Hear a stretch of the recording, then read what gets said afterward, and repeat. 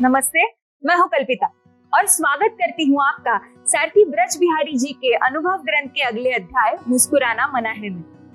मुस्कुराने के लिए मुझे नहीं लगता कि कभी किसी वक्ता ने ये कहा होगा कि मुस्कुराना मना है, लेकिन सारथी ब्रज बिहारी जी की हर बात निराली है। उनकी सोच सबसे परे है। इस बात के पीछे भी जरूर उनका एक अलग दृष्टिकोण होगा। आइए इस अध्याय को गहराई से समझने के लिए आमंत्रित करते हैं हमारे बीच जीवन के अनुभवों के आधार पर जीवन यात्रा को सहज बनाने वाले सारथी ब्रज बिहारी जी को। हंसी जमाने में कहीं गुम हो गई है, मुस्कुराते चेहरे भी अब कहाँ नजर आते हैं। हंसी जमाने में कहीं गुम हो गई है, मुस्कुराते चेहरे भी अब कहाँ नजर आते हैं। आज गम तो हर कहीं मिल जाता है, लम्हे खुशियों के मगर चुराने पड़ते हैं। नमस्ते सारथी ब्रज बिहारी जी, आपका बहुत बहुत स्वागत है। नमस्ते। वाकई आपने अपने शेर की 4 पंक्तियों में सबकी मन की बात कह दी है। क्या इसीलिए आपने अपने अध्याय का नाम मुस्कुराना मना है रखा है? देखिए, मुस्कुराना मना है, हंसना मना है, ये मैं नहीं कहता। फिर दरअसल आज के जमाने में हर इंसान ने अपने चेहरे पर एक तख्ती लगा दी है, वो प्लेकार्ड लगा दिया है जिस पर लिखा है मुस्कुराना मना है। जी, मुझे समझ नहीं आता, क्या जीवन सिर्फ परेशानियों की ही वजह है? हम पता नहीं मुस्कुराने के लिए किस अच्छे लम्हे का इंतजार कर रहे हैं। जी, मैं मानता हूँ कि जिंदगी में बहुत सारी परेशानियां होती हैं, जी, लेकिन इसका मतलब ये नहीं है कि हर वक्त हम उन परेशानियों में उलझे। ये जो हमारा चेहरा है, इंसान का जो चेहरा होता है, ये हमारी सोच का या हमारे दिमाग का आईना होता है। जी, जो भी कुछ हमारे दिमाग में चल रहा होता है वो चेहरे पर साफ साफ दिखाई देता है।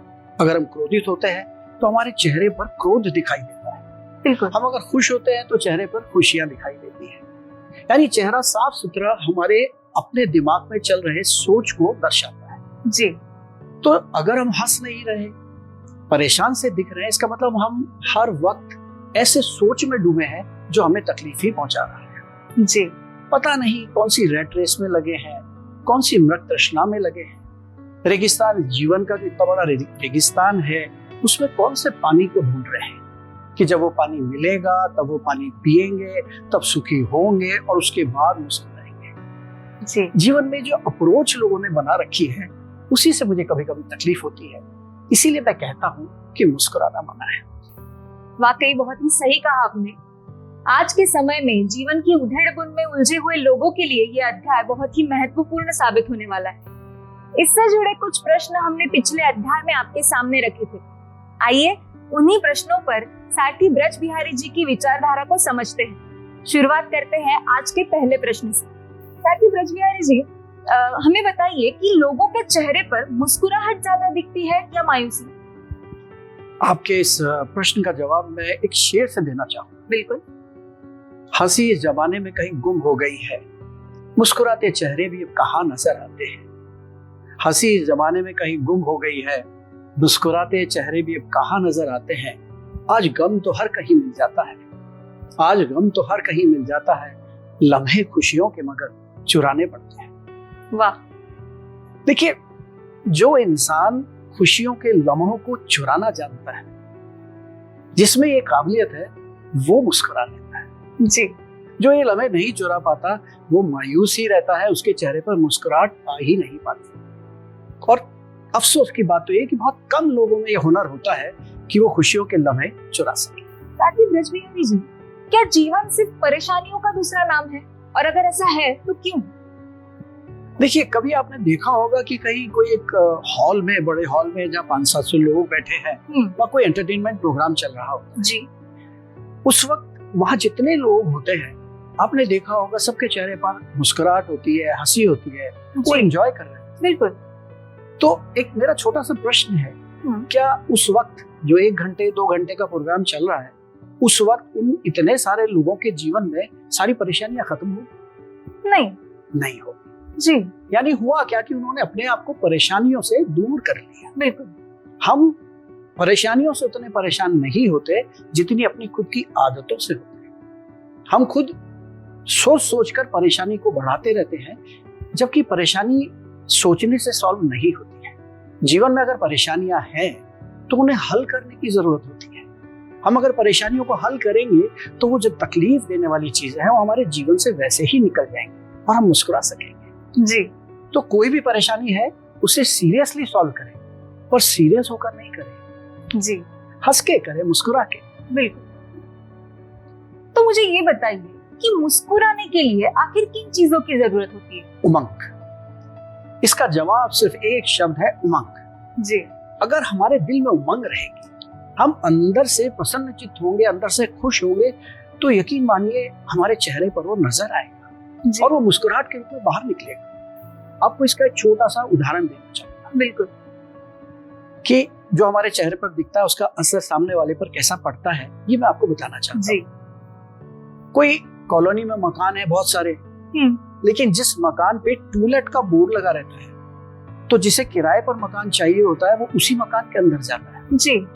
इतने सारे मकान है, वो अपने आप किसी में नहीं जाता, लेकिन टू लेट का बोर्ड लगा है तो वो अंदर चला जाता है।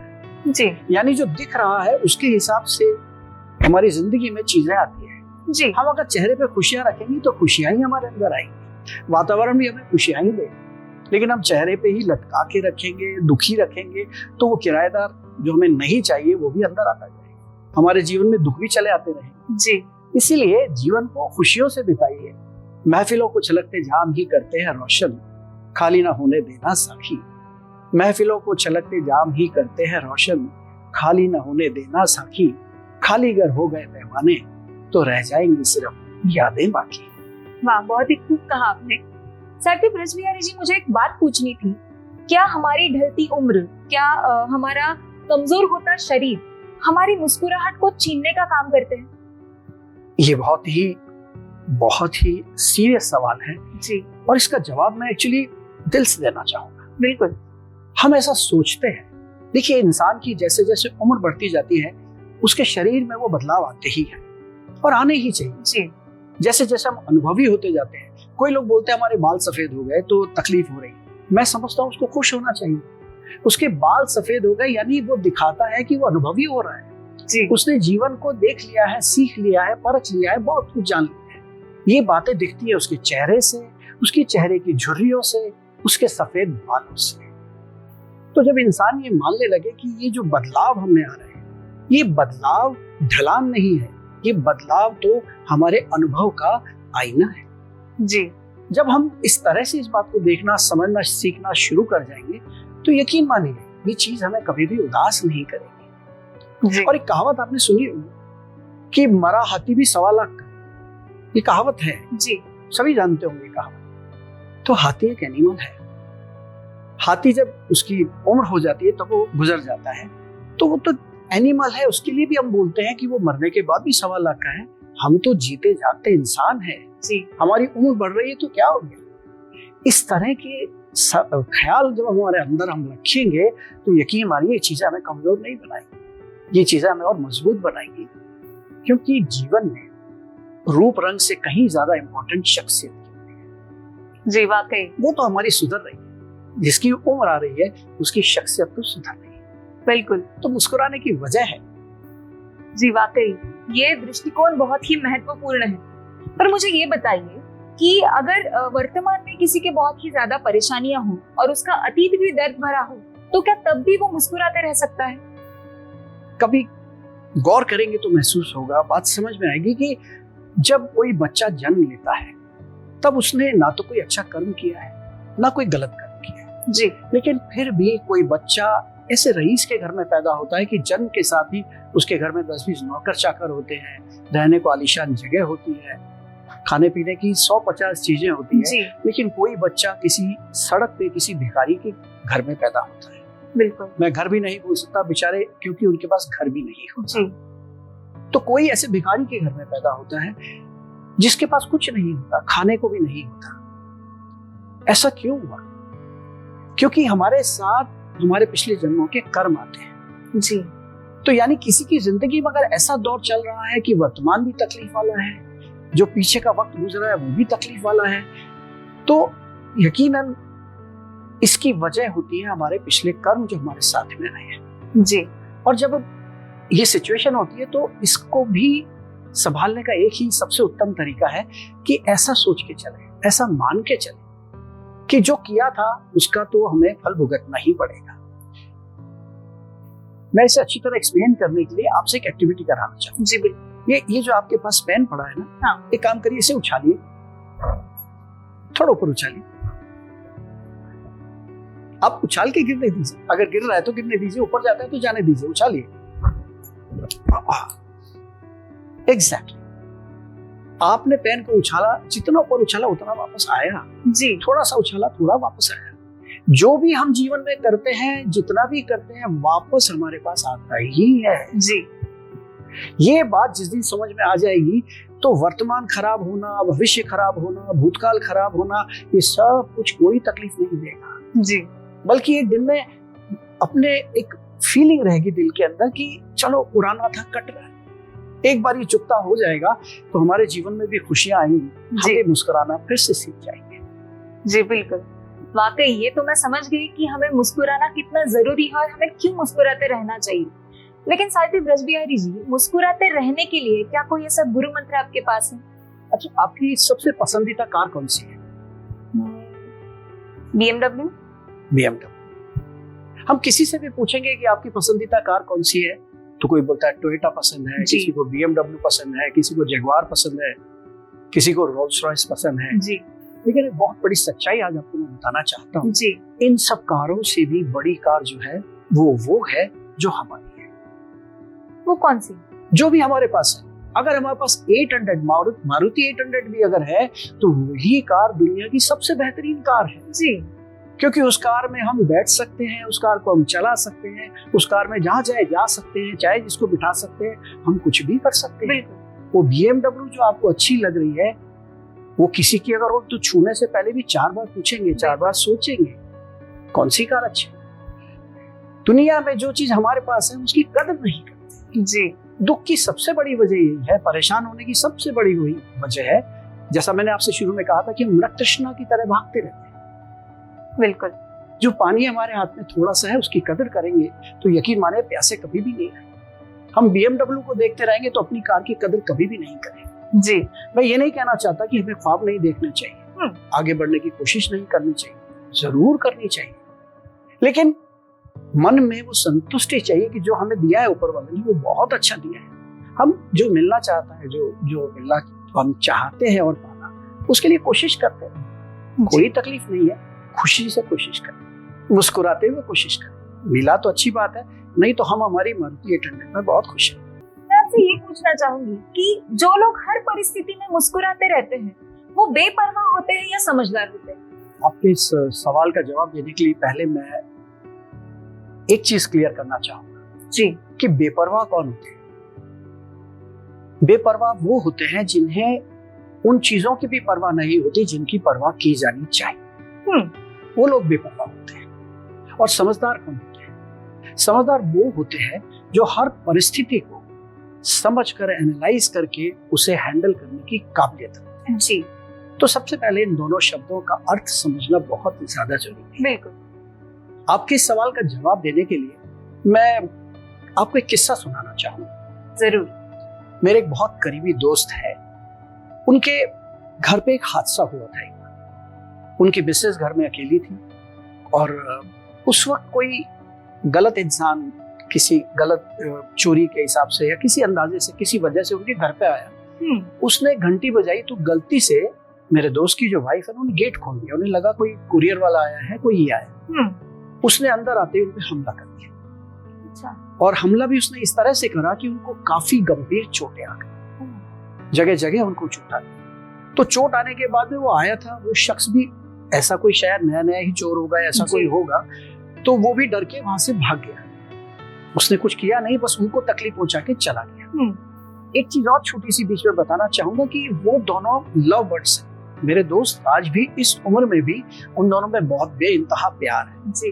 अपनी बीवी को वो बहुत प्यार करते हैं, उनकी मिसेस उनको बहुत प्यार करती है। ऐसे में इतने प्यार करने वाले लोगों के साथ किसी एक, मतलब मैं अपने आपस में जो साथी है उसके साथ ऐसी कोई तकलीफ हो जाए तो कितनी तकलीफ पहुंचेगी। जी। दूसरे का मन कितना आहत हो जाए। बिल्कुल। लेकिन आप यकीन मानिए, जब मैं उनके साथ इमीडिएटली उनको अस्पताल लेके गए, उनका ट्रीटमेंट शुरू हुआ, और जब हम पहुंचे अस्पताल तब तक उनका ट्रीटमेंट शुरू हो चुका था। मेरे दोस्त का चेहरा देख के मैं हैरान रह गया। इतना प्यार करने वाले इंसान के चेहरे पर फिर भी मुस्कुराहट थी, लेकिन मैं साफ साफ देख सकता था कि उनकी मुस्कुराहट के पीछे जो उनकी आंखें जो छिपी हैं उनमें जो दर्द है वो साफ झलक रहा। जी, इसे आप क्या कहेंगे? इसे समझदारी कहते हैं, क्योंकि ऐसी हालत में भी अपने दिमाग का संतुलन बनाए रखना और फिर सही निर्णय लेके सही उस वक्त की जो रिक्वायरमेंट है उसको पूरा करना बेपरवाही नहीं कहलाती है, वो समझदारी कहलाती है। जी, उस वक्त वो अगर जितना उनको प्यार है उस वक्त उनको इमीडिएटली ट्रीटमेंट कराने की जगह वो उसमें दुखी होने लग जाते, परेशान होने लग जाते, तो सही सोच भी नहीं पाते जी, कि मुझे क्या करना चाहिए क्या नहीं करना चाहिए।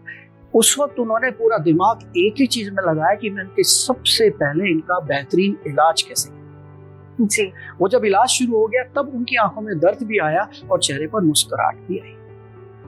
इसे बेपरवाही नहीं कहते, इसे समझदारी कहते हैं। जी, तो विपरीत परिस्थितियों में भी जो मुस्कुरा सकता है वो बेपरवाह नहीं होता, समझदार होता है। मेरे मन में एक सवाल था, कई बार हंसने हंसाने की कोशिश में लोग बुरा मान जाते हैं, यहाँ तक कि उनके रिश्ते भी खराब हो जाते हैं। तो क्या ऐसी सिचुएशन में हमें नपी तुली कायदे की बातें करना ही सही है? मुझे एक चीज अभी ख्याल में आई, जो आपने प्रश्न किया तो मुझे एक लगा कि हम जब कभी सी बीच पे जाते हैं जी, तो लहरों का आनंद लेते हैं। बिल्कुल, लहरें आ रही है जा रही है, उसमें हम अच्छी तरह से डूबते हैं, निकलते हैं, आनंद मतलब एंजॉय करते हैं। बिल्कुल, लेकिन वही लहर कभी ऐसी आ जाए, इतनी तेज आ जाए कि अपने को उछाल के बाहर फेंक दे तो कैसा लगेगा? तब कोई नहीं जाना चाहेगा। कोई नहीं जाना चाहेगा। हंसना हंसाना ठीक होता है, मजाक करना ठीक होता है, गलत तब होता है जब मजाक की नहीं जाती, मजाक उड़ाई जाती। ये जो आप बोल रहे हैं कि मजाक में कोई बुरा मान लेता है, जी, वो बुरा इसलिए नहीं मानता कि आप मजाक कर रहे हैं, उसे बुरा तब लगता है जब आप उसकी मजाक उड़ाते हैं। जी, यानी उसको पात्र बना के और आप कोई मजाक करते हैं तब किसी को भी तकलीफ होगी। आप सोच कर देखिए, 10 जनों के बीच में कोई आपको टारगेट करके और ऐसी बातें करे जिससे आप पे 9 लोग दूसरे हंसने लग जाए, यानी उसने क्या किया? मजाक तो की, 9 लोगों को तो अच्छी लगेगी, लेकिन जिसके ऊपर उसने इस तरह की बात की, जिसका उसने मजाक उड़ाया, जी, उसे कभी भी वो पसंद नहीं है।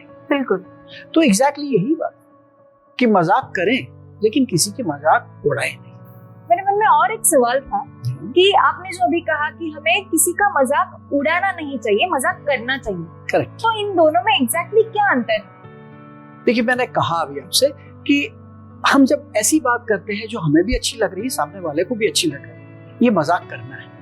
लेकिन ऐसी बात करते हैं जो हमें अच्छी लग रही है लेकिन सामने वाले उसमें टारगेट बन रहा है, या दूसरे 9 जनों के लिए, 5 जनों के लिए वो हंसने के लिए वजह बन रहा है, जी, इसे मजाक उड़ाना कहते हैं। जी, मजाक करी, सब लोग एंजॉय कर रहे हैं, अच्छी बात है, लेकिन कोई बंदा ऐसा हो रहा है जिसके साथ गलत हो रहा है, जिसके ऊपर सब हंस रहे हैं, ये मजाक उड़ाना होता है। जी, मतलब मजाक ऐसा हो जो सभी एंजॉय करें। सभी एंजॉय।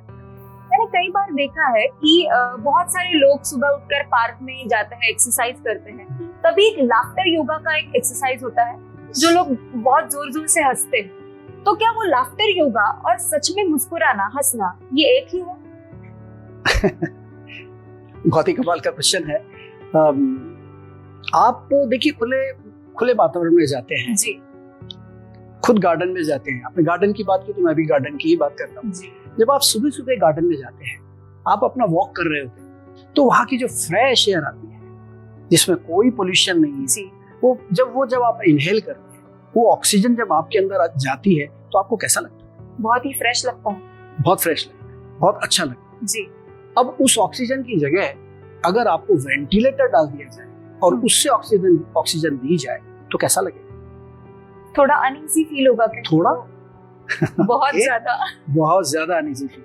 जब वेंटिलेटर अंदर जाता है तो दम घुटता है। जी, क्योंकि आप बोलना चाहते हैं, बोल नहीं सकते, आप कुछ करना चाहते हैं, कर नहीं सकते। जब वेंटिलेटर से ऑक्सीजन अंदर जाती है तो जीवन तो बचता है, लेकिन वो ऑक्सीजन और जो हमें खुले मैदान में ऑक्सीजन मिल रही है, खुले गार्डन में ऑक्सीजन मिल रही है, उनमें जमीन आसमान का फर्क होता है। जी, हम जब खुश होकर हंसते हैं तो उसकी वजह क्या होती है? देखिए, मैंने आपको शुरू में बताया था, हमारे मन में उमंग होगी, बिल्कुल, तो चेहरे पर हंसी आएगी। जी, तो अगर हम वास्तव में हंस रहे हैं तो हम अंदर से भी खुश हैं। बहुत बड़ा फर्क है दोनों चीजों जी कि जब हम खुश होके हंस रहे हैं तो यानी हम अंदर से पूरे शरीर को खुश कर रहे हैं, बिल्कुल। और जब हम ऐसे जबरदस्ती हा हा हा कर रहे हैं तो करिए, ना नहीं है, लेकिन वही फर्क है कि फेशियल करा के फेस साफ सुथरा हो गया, उससे जो चमक आएगी 4 दिन रहेगी। लेकिन अगर अंदर से आप सेहतमंद हैं, अंदर से आप खुश हैं, अंदर से प्रसन्नचित्त हैं, तब जब आपके चेहरे पर जो ग्लो आएगा, उन दोनों का जो फर्क होगा वही फर्क है जी। लाफ्टर योगा में और वास्तव के अंदर से खुश होकर मुस्कुराने में। रथ बिहारी जी, हमने देखा है कि हमारे घर में जो छोटे छोटे बच्चे होते हैं वो हर वक्त मुस्कुराते खिलखिलाते रहते हैं, तो हम भी उन्हीं की तरह खिलखिलाते रहे, मुस्कुराते रहे, इसके लिए हम क्या कर सकते हैं? वो छोटे बच्चे हैं, वो खिलखिला रहे हैं, बहुत अलग बात है जी। लेकिन बड़े होने के बाद खिलखिलाने के लिए, मुस्कुराने के लिए बहुत कुछ करना पड़ेगा। जी बिल्कुल। सबसे पहली बात तो है कि देखिए वो मासूम है, हमें मासूम बन सकने, हमारे लिए इतना आसान है कि मासूम बन जाए। पहली कोशिश तो वही होती है जी कि हम भी मासूम बन जाए, लेकिन नहीं बन सकते। हम जब बड़े हो गए हैं तो हमारे जीवन में बहुत सारी चीजें जुड़ गई है, हमारा सोच बहुत अलग तरह का हो गया है, हमारी हम जो भी कुछ कर रहे हैं वो बहुत अलग अलग चीजें जिंदगी में अलग अलग एक्सपीरियंस हो चुके हैं, बहुत सारी कुछ चीजें हमारे साथ जुड़ चुकी हैं जी। तो वो एकदम बिल्कुल निश्चल होकर मुस्कुराते रहना हमारे लिए पॉसिबल नहीं है जी। और अगर वास्तव में हम वो करना चाहते हैं तो एक ही तरीका है। कौन सा? देखिए, मैंने आपसे शुरू में कहा था कि हमारा दिमाग जो है ना वो हमारे चेहरे का प्रतिबिंब है जी। मतलब हम अंदर से इसे बहुत साफ सुथरा, अपने मन को बहुत साफ सुथरा ऐसा कर पाएंगे तो हम भी वैसे ही खिलखिला पाएंगे। और उसके लिए करना क्या है? तकलीफें कहाँ होती है? दिमाग में गलत विचार, गलत बातें, ये सब कब चलती रहती है? जब हमने कुछ गलत कर दिया जी। हमारे से कुछ गलत हो गया, सामने वाले ने हमारे साथ गलत कर दिया। सबसे बेहतरीन तरीका है कि हम अपने आप को साफ कर लें जी। ये कोशिश करें कि हम अपनी तरफ से किसी के लिए कुछ गलत नहीं करें। हम जैसे जैसे प्रैक्टिस करते हैं कि जो भी करना चाहिए हमारी तरफ से, जो हो रहा है वो सब सही करें, हम अपनी तरफ से किसी के साथ कुछ भी गलत नहीं करें जी। और जैसे जैसे हम ये करते चले जाएंगे हमारा मन अंदर से शुद्ध होता जाएगा, बिल्कुल। हमारी आत्मा शुद्ध होती जाएगी, हमारे विचार शुद्ध होते जाएंगे और जैसे जैसे शुद्ध होते जाएंगे हम मासूम बच्चे की तरह खिलखिलाना भी सीख जाएंगे, क्योंकि हमारे अंदर कोई वो सोच नहीं है जो चेहरे पर गलत भाव ला रहा है। हमारा सोच बहुत साफ सुथरा हो गया, तो हम मुस्कुराते ही रहेंगे। बहुत बहुत धन्यवाद सारथी ब्रज बिहारी जी। ये था हमारा आज का आखिरी सवाल। ये था सारथी ब्रज बिहारी जी के अनुभव ग्रंथ का आज का अध्याय, मुस्कुराना मना है। आइए अब आपको ले चलते हैं सारथी ब्रज बिहारी जी के अनुभव ग्रंथ के अगले अध्याय की ओर। जिस तरह आज के अध्याय का नाम सुनकर मेरे मन में काफी जिज्ञासा पैदा हुई थी, वैसे ही अगले अध्याय का नाम सुनकर आपको न केवल जिज्ञासा होगी बल्कि आप खुद अपने आप से सवाल करने लगेंगे, क्योंकि आपको ये महसूस होगा कि जिस चीज को आपने अपने जीवन का आधार बना लिया है उससे आप पूरी तरह से अपने जीवन में एक सुखद बदलाव ला भी पा रहे हैं या नहीं। सारथी ब्रज बिहारी जी के अनुभव ग्रंथ के अगले अध्याय का नाम है अधूरा सत्संग। इस अध्याय से जुड़े अगर आपके भी कोई सवाल है तो आप हमें नीचे दिए गए नंबर या ईमेल पर भेज सकते हैं। सारथी ब्रज बिहारी जी की सोच को, जीवन के प्रति इनकी विचारधारा को जानने और समझने के लिए हम आपसे फिर मिलेंगे अनुभव ग्रंथ के अगले अध्याय अधूरा सत्संग में। नमस्ते।